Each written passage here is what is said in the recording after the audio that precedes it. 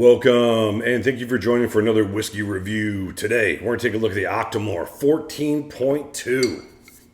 Dustin, you picked this up for me today. I was taking a look at this one in the 14.3. We're going over the different cask maturations in them, and me and Dustin thought this looked dirty. So we're going to go with this one. Look dirty, yeah. Yeah, this one is first fill Oloroso, sherry, and there's a second fill wine cask. Dustin, do you remember what the wine cask was on this one? It's some kind of, if I'm not mistaken, it's a type of sherry, but it's like a blended kind of thing. Yeah, we'll spell it out in the description. I don't want to mispronounce it. Yeah, you guys will be butchering us again. Yeah, this is someone asked me to do, I think the 14.4 or 13. Someone asked me about an Octomore, but I told you, I'm like, it's been a while since we've done an Octomore. Let's see what we got available to us. We've never done a 2. Yeah, we've had. Do you guys love the marshmallow twiggy peat of Octomore? Oh, that's just the Brooklotti in general. Like, so good. Malt has that thing going on. I mean, even the Port Charlottes do it. I love it. All right, so this 14.2 is 128.9 ppm as far as the peat level, 57.7% ABV, 5 years old, mainland barley. Nothing special with the cask maturation, first fill Oloroso. And if you guys don't know the .2 part of the Octomore line, that is their experimental wine line that they have traditionally made travel retail only. But since that C word came about, they have started sending these to the U.S. So, hey, something good came out of it. All right, let's get to it. Marshmallows and beef jerky. Wow, this one's dark. Have you ever had bacon steak? No. So it's literally like a piece of like thick bacon, it's the shape of a steak, that's super fatty, and you cut it like a steak. That note, where it's like kind of sweet and then like finished in some kind of sugar. This is very red, Totally there. red berries and sooty tar. If you guys ever go to Morton's, bacon steak, right here. Like a red chocolate velvet cake mixed with Ugh. char and asphalt. Yeah, tire. Freaking tire. You know, it's Barnacles. buttercream vanilla. Buttercream vanilla. There is still that Octomore backbone of sweetness to it that Yeah. all Octomores have, but this is a very dirty Octomore. I saw when we were looking at the different cask maturations, and I saw first fill sherry cask in an Octomore, 5 years old. I was like, Dustin, that's got to be good. Yeah. Because a lot of the Octomores, I mean, if you've had a .1, there are different variations of how good a .1 is, but I like to That's all the maritime notes you get, man. play with the Octomores if you can. Well, the 1 and 3, they occasionally bring in a little bit of wine cask, but the 2 is all wine cask. It's intense, and that's what you're getting here. And this is, It's about 260. yeah, this is very, very sickly sweet, over the top. Treacle toffee. Yeah. You get Pretzels covered with chocolate. ton of tannins in this. What's fun about this one is kind of just let it sit for a second, come back in, and like the tartness of the fruits gets really intense. Go back in really quickly, and you pick up more of the sweetness of the Octomore barley. It's just kind of one of those whiskeys that just keeps changing as you're going through the experience. Every sniff brings out something different. You can call it complex. You can call it disjointed. There's a lot going on here. It's Charcoal, both. espresso, Yeah. Cinnamon, huge marshmallow, cinnamon. Yeah, I was gonna say cinnamon's one of those funny ones. Like it's there always, but sometimes it just hits you like, oh, I am cinnamon. salted pretzels and chocolate. Yeah, pine needle too. Pine needles, a little vegetal note, absolutely. A little wintergreen gum even comes through there. Some kind of mentholic. Yeah, Barnacles, salt, and sea and weathered lime. any fruit here is weathered and salted. Maybe grilled, but I don't know. Actually, no, I'm not getting any grilled notes. It's just, yeah. The cinnamon with the salinity to it, they're almost intermingled. Look really good. The more we nose this, the more I am noticing, like what you kind of noted there, Mike. It is very, How does he do very that, salty. man? How did they figure this Octomore out to get it so aged so quickly? It's The cuts, the cast that they use, how cut- good the barley is. We had a friend over here the other day, Mario, and he was actually walking us through some of the magic behind this. And I'll be honest, I've already forgotten a lot of the detail he gave us. But there was a lot of stuff that John McEwen came up with uniquely for this to really make it what it is. And I mean, there was just so many steps in this process that are just unique and different, where he changed like how they make whiskey. John McEwen, freaking legend. Yeah. Undersold how important he is to whiskey, man. You know, the people who know what he's done, I mean, he is a literal whiskey legend, a god.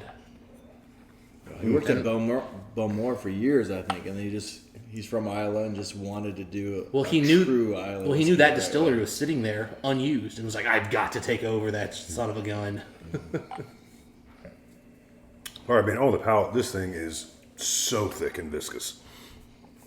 That's just that taste of quality where, you know, like, man, just oils and just everything are in this thing. You instantly when it hits my tongue, I got that sugar sweetness that I get off a lot of the Octomores, but quickly goes into all the cask maturation, all the sherry cask maturation. It gets dirty quick. I'm getting crab apples with sugar. I'm getting raspberries, strawberries. Everything's covered in tar. Everything's covered in tar.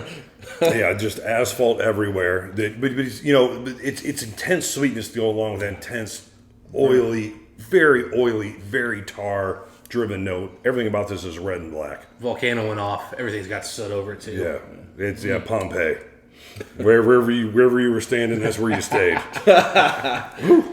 Oh, man. This is an aggressive one.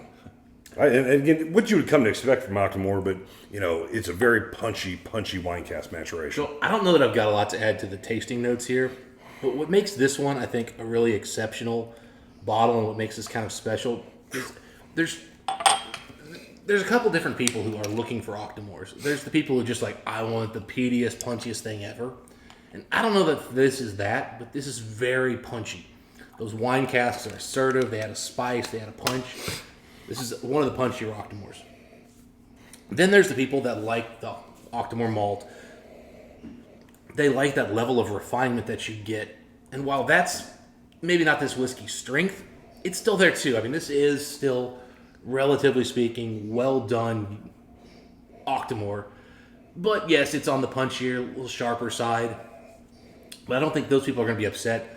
So I think they have done a beautiful job of giving the people what they want, which is intense, just punchy in the face levels of flavor and power, while still keeping it refined without letting it get too sharp and like just off-putting and just too young and snappy. I mean, Octomores never came off young and snappy to me. They've always done a great job at the age. I will say, though, for an Octomore, this cask maturation is about as far out on the fringe as I've seen an Octomore as far as what it's doing to the whiskey. Well, it's because we don't get the twos. Yeah, you're right. You're right. If I had more twos, maybe I wouldn't think that. But man, I tell you what, just even on the long linger, cinnamon along with that sweet, sugary oak note that I normally get with Octomores, man, it's a beautiful compliment. What are you getting, Keith? All that you said, and then even some savory notes after it with that salty beef jerky. I can see bacon like Dustin was saying.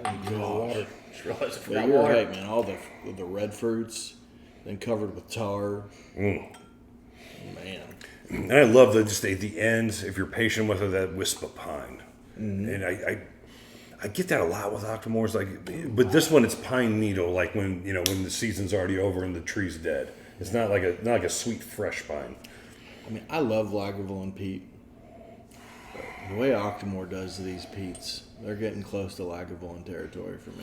Well, I'll tell you what, we picked this up today, and this is 2023, to pay $270 for any whiskey. I remember when Macallan 18 went over $300. I'm thinking, like, where are we going?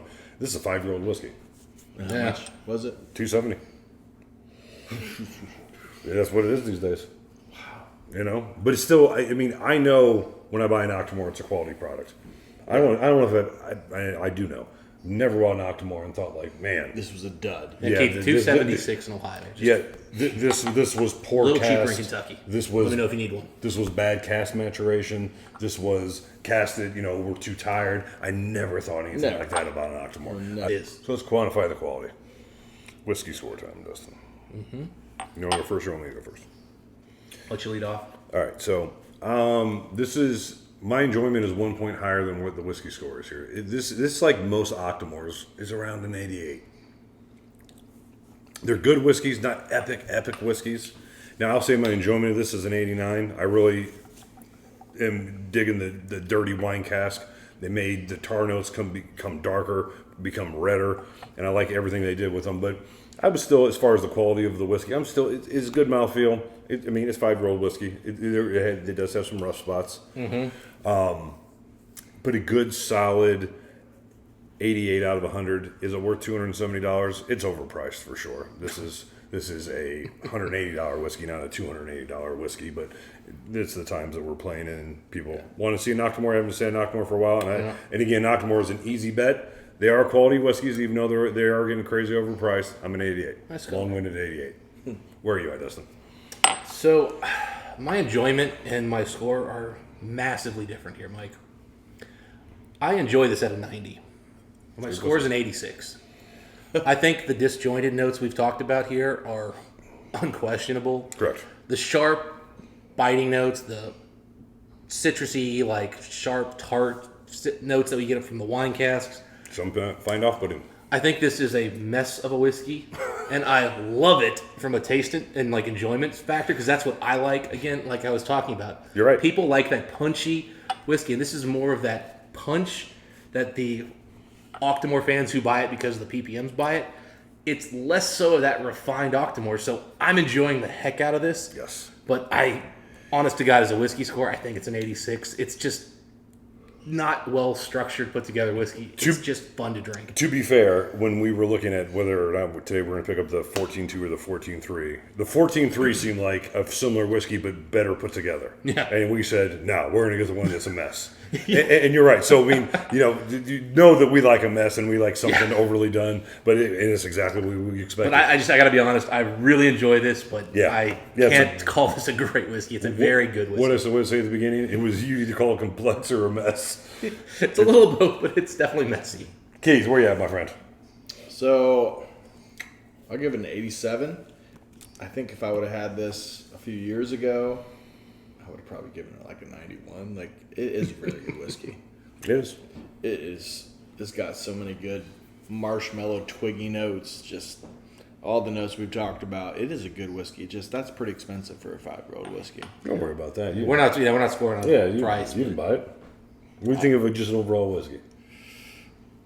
87, 88. Yeah, that's what it is. Yeah.